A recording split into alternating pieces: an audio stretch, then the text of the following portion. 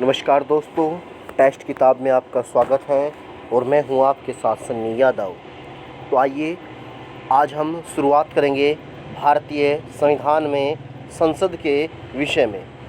इससे पहले हम जो कार्यपालिका हमारी उसे समाप्त कर चुके थे, जो कि अनुच्छेद 52 से लेकर 78 तक थी, जिसके अंतर्गत हमने राष्ट्रपति, उपराष्ट्रपति, महान्यायवादी और प्रधानमंत्री का अध्ययन किया था।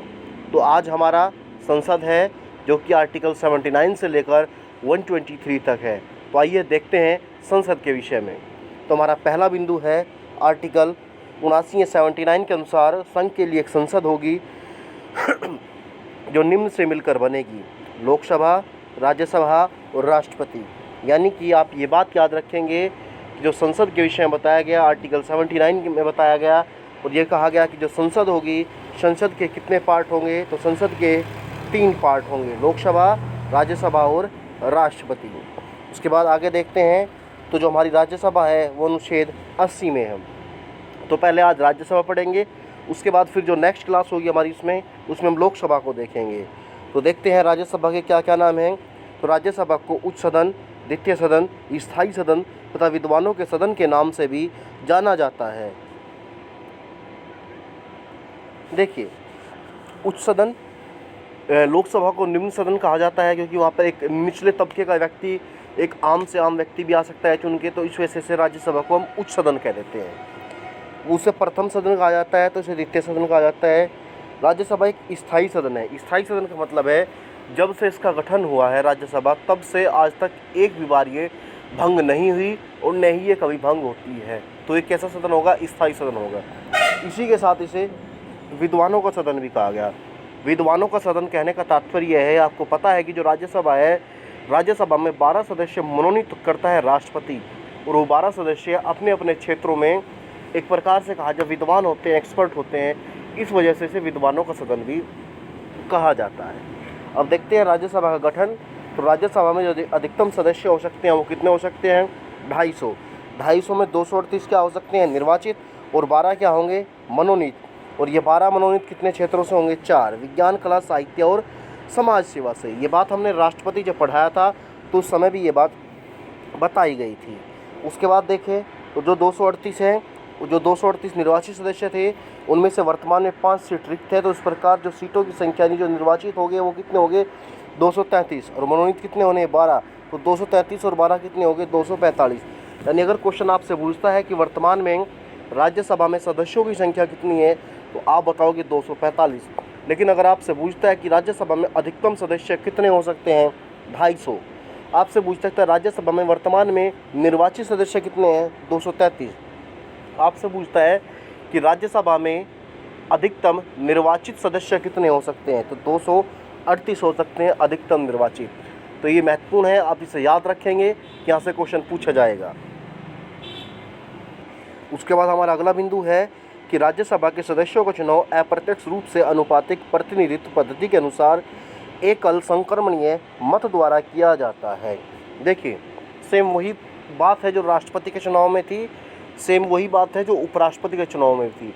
एकल संक्रमणीय मत प्रणाली का मतलब यह है कि वोट एक होगी, लेकिन जो वोटर होगा वो जितने भी कैंडिडेट उम्मीदवार खड़े होंगे वो सभी को वोट देगा, और वोट किस हिसाब से होगी? तो प्रेफरेंस के हिसाब से होगी, चॉइस के हिसाब से। तो राज्यसभा के जो चुनाव में जो वोट डालने वाले होते हैं वो होते हैं हमारे एमएलए, विधायक। तो इसमें एक नोट डाल के लिखा हुआ है कि राज्यसभा के सदस्यों का मतदान 2003 से खुले मतदान द्वारा होता है, न कि गुप्त मतदान द्वारा। देखिए, राज्यसभा के चुनाव में वोट डालते हैं एमएलए।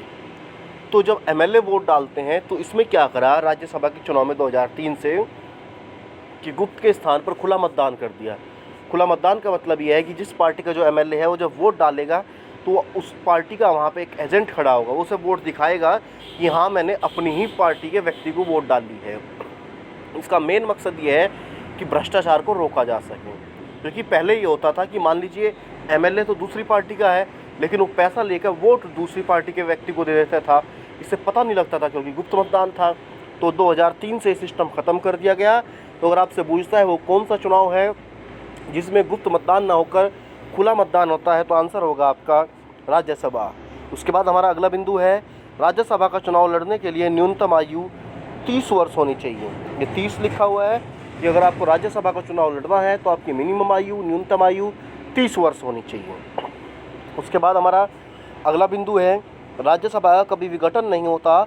इसके सदस्य 6 वर्ष के लिए चुने जाते हैं और इन सदस्यों में से 1/3 सदस्य प्रत्येक 2 वर्ष बाद पद मुक्त हो जाते हैं तथा उनके स्थान पर इतने ही नए सदस्य चुन लिए जाते हैं। देखिए बात को समझिए कि जो राज्यसभा है इसका कभी विघटन नहीं होता, मैंने पहले ही बताया था। तो इसके जो सदस्य हैं, जैसे लोकसभा का आपको पता है कि लोकसभा के सदस्य का कार्यकाल कितना है, 5 वर्ष। तो राज्यसभा के जो सदस्यों का कार्यकाल है वो कितना है, 6 वर्ष है।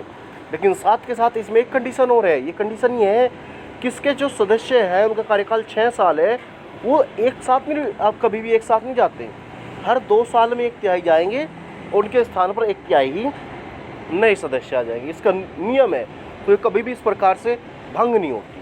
तो भी आपको आगे बताएंगे कि शुरुआत में अब आपके दिमाग में आया होगा कि जी 1/3 कैसे आए, कैसे गए, तो सारी चीज़ आगे आएगी वो आपकी। उसके बाद है हमारा राज्यसभा के सदस्य किसी भी समय राज्यसभा के सभापति को अपना त्याग पत्र देकर सदस्यता से मुक्त हो सकते हैं। अगर वो कभी भी अपना इस्तीफा देना चाह रहे हैं तो अपना त्याग पत्र दे सकते हैं, सभापति को इस्तीफा देंगे, उसके बाद अपने पद से मुक्त हो जाएंगे। उसके बाद हमारा अगला बिंदु है, राज्यसभा को पहले काउंसिल ऑफ द स्टेट के नाम से जाना जाता था। 23 अगस्त 1954 से इसका नाम बदलकर राज्यसभा कर दिया गया। यानी कि जब राज्यसभा गठन हुआ था इसका पहली बार, तो इसे राज्यसभा ने बोलकर क्या बोलते थे हम, काउंसिल ऑफ स्टेट बोलते थे। उसके बाद 23 अगस्त 1954 में इसका नाम बदलकर क्या कर दिया गया, तो राज्यसभा कर दिया गया। तो राज्यसभा गठन कब हुआ था, 3 अप्रैल 1952 को, और पहली बैठक कब हुई, तो 13 मई 1952 को। एक ही बार गठन हुआ था, उसके बाद सेम वही चल रही है, उस दिन से कभी भी भंग नहीं हुई। उसके बाद हमारा अगला बिंदु है, 2 बार राज्यसभा के सदस्यों को लॉटरी के द्वारा हटाया गया। अब देखिए आप ध्यान से बात को समझिए क्या है। राज्यसभा का हमारा गठन हुआ कब, 1952 में। अब मान लीजिए आज राज्यसभा में कितने सदस्य हैं, 245 सदस्य हैं। अब 245 के 245 सदस्य 1952 में चुन लिए गए। अब अगला वर्ष कौन सा आया, 1954, 2 साल बाद 1954 आया। तो जब 1954 आया तो यहाँ पे समस्या ये पैदा हुई कि जो वहाँ पे नियम लिखा हुआ है कि प्रत्येक 2 वर्ष में कितने जाएंगे, 1/3, और कार्यकाल कितना होगा, 6 वर्ष। अभी तो यहाँ इनका कार्यकाल कितना हुआ है, 2 ही वर्ष हुआ है, वो सभी का 2 वर्ष हुआ है। तो यहाँ पे अब समस्या पैदा हुई कि इस नियम को कैसे अप्लाई करा जाए। तो यहाँ पे क्या करा गवर्नमेंट ने, उस समय सरकार ने, कि जितने भी सदस्य थे, तो मान लो ये 245 के 245 सदस्य थे, उन सभी के जो नाम थे एक पर्ची पर लिखे और एक बॉक्स में डाल दिए। और जब बॉक्स में डाल दिए तो उन बॉक्स में से केवल 1/3 सदस्यों को जो पर्चियाँ थी वो उठाई गई। मान लीजिए 82-83 के आसपास सदस्यों की पर्ची उठा ली गई। तो जिन जिन की पर्ची उठा ली गई उन्हें 1954 में ही क्या कर दिया, उनका कार्यकाल समाप्त कर दिया गया। और जितने वो हटे उनके स्थान पर उतने नए सदस्य चुन के आ गए। उसके बाद 2 वर्ष बाद कौन सा आया, 1956। अब जो 1954 में चुन के आए थे उन्हें कुछ नहीं कहा। जो 1952 वाले शेष बचे हुए थे 245 में जाने के बाद, उन्हीं में सबकी पर्ची डाली गई, 1/3 की पर्ची उठा दी गई। तो जिन जिन की पर्ची आ गई वो 1956 में चले गए। अब वर्ष आया 1958। जब 1958 आया तो कुछ भी करने की आवश्यकता नहीं है। जो 1952 में शेष बचे हुए थे वो 1958 में क्या हो गए, उन्हें 6 वर्ष हो गए तो वो चले गए। अब अगला वर्ष कौन सा होगा, 2 साल बाद 1960। तो कुछ भी करने की आवश्यकता नहीं है। जो 1954 वाले हैं उन्हें आज 6 साल क्या हो जाएंगे, कंप्लीट। उसके बाद 1962 में क्या होगा, जो 1956 में चुने गए 1962 में चले जाएंगे। तो 2 बार लॉटरी के द्वारा हटाए गए। उसके बाद देखते हैं सभापति तथा उपसभापति के बारे में। तो आपको पता ही है कि जो भारत का उपराष्ट्रपति है वो राज्यसभा क्या होता है, पदेन सभापति। कार्यकाल कितना है, 5 वर्ष। पता ही आपको कि उपराष्ट्रपति का कार्यकाल कितना है, 5 वर्ष। सभापति भी कितने साल रहेगा, 5 वर्ष। और जो उपसभापति है वो राज्यसभा के सदस्यों में से चुना जाता है और इसका कार्यकाल कितना होगा, तो 6 वर्ष होगा। देखिए आपसे एक क्वेश्चन और पूछता है कि वो कौन सा सदन है जिसका अध्यक्ष उस सदन का सदस्य नहीं होता। तो याद रखेंगे राज्यसभा, क्योंकि राज्यसभा का सभापति कौन है, उपराष्ट्रपति है।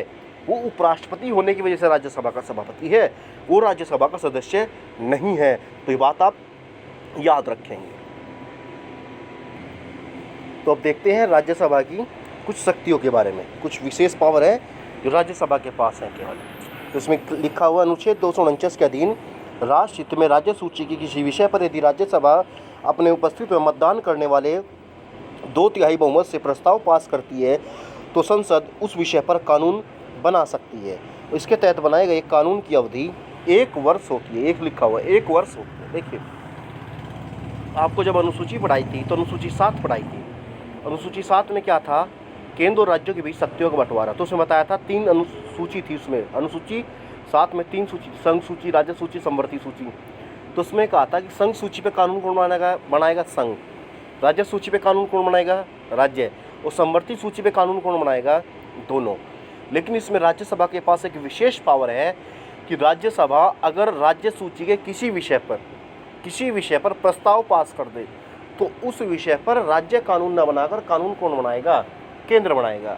लेकिन वो कानून कितने वर्ष के लिए होगा, 1 वर्ष के लिए होगा। उसके बाद फिर वो राज्य के पास पुनः वापस चला जाएगा। तो ये राज्यसभा की विशेष पावर है। उसके बाद बात करें दूसरी पावर की, तो अनुच्छेद 312 के तहत राज्यसभा नई अखिल भारतीय सेवाओं का गठन कर सकता है, जैसे IAS, IPS, IFS। ये अखिल भारतीय सेवा है। हमारे देश में 3 ही अखिल भारतीय सेवा है।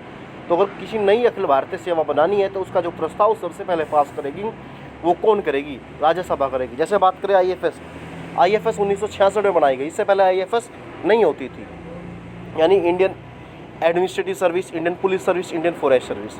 देखिए, अखिल भारतीय सेवा क्या है, इसके विषय में भारतीय जो संविधान है उसका एक अलग से टॉपिक है, तो उसमें पढ़ाएंगे। लेकिन सिंपल शब्दों में बताएं, अखिल भारतीय सेवाएं वो होती हैं जिनकी भर्ती कराएगा केंद्र, ट्रेनिंग देगा केंद्र, लेकिन नौकरी किसके लिए करेंगे, राज्य के लिए करेंगे। बाकी ज़्यादा विस्तार से चर्चा इसकी आगे जब इसका टॉपिक चलेगा तो वहाँ पे पढ़ेंगे। उसके बाद कुछ हमारे 2-3 फैक्ट हैं कि राज्यसभा का प्रथम सभापति कौन था। तो S राधाकृष्णन प्रथम उपसभापति, S V कृष्णमूर्ति वर्तमान सभापति, वेंकैया नायडू वर्तमान उपसभापति, तो हरिवंश नारायण सिंह। उससे तथ्य देश से जुड़े हैं। उसके बाद ये सूची दी गई है, लिस्ट दी गई है, तो उसमें बताया गया है कि किस राज्य के पास राज्यसभा की कितनी सीटें हैं। अगर हम बात करें तो आप इसमें देखिए, उत्तर प्रदेश के पास सबसे ज़्यादा सीट मिलेगी। कितनी मिलेगी, 31 सीटें मिलेगी उत्तर प्रदेश के पास। तो ये पूछ लेता है कि राज्यसभा की सबसे ज़्यादा सीटें किसके पास है, तो उत्तर प्रदेश के पास है। तो यहीं पे हमारी राज्यसभा कंप्लीट होती है। इसके बाद जो हमारी अगली क्लास होगी उसमें हम लोकसभा पढ़ेंगे। उसके बाद जो हमारे लोकसभा में जो बिल आते हैं, प्रस्ताव होंगे जो, तो उन सभी के विषय में हम अध्ययन करेंगे। राज्यसभा के विषय में इतना ही। तो अगर आपको सेशन अच्छा लगता है तो आप लाइक कर सकते हैं, चैनल को सब्सक्राइब कर सकते हैं और शेयर कर सकते हैं। इसी के साथ हम जल्द ही अपना जो GS है, सामान्य अध्ययन है, उसका एक नया विषय शुरू करेंगे। और जो ये नया विषय शुरू करेंगे ये आपको प्रॉपर बोर्ड पे पढ़ाया जाएगा। देखिए, जो संविधान है ये ऐसे ही चलता रहेगा आपका, और जो नया विषय जो भी हम शुरुआत करने वाले हैं जल्दी 1 या 2 दिन में शुरू हो जाएगा, उसे हम बोर्ड पे पढ़ाएंगे प्रॉपर। ठीक है। तो अगर आपको उसकी PDF प्राप्त करनी है तो आप टेलीग्राम पे जाएंगे टेस्ट किताब के नाम से, वहाँ पे आपको PDF मिल जाएगी। धन्यवाद।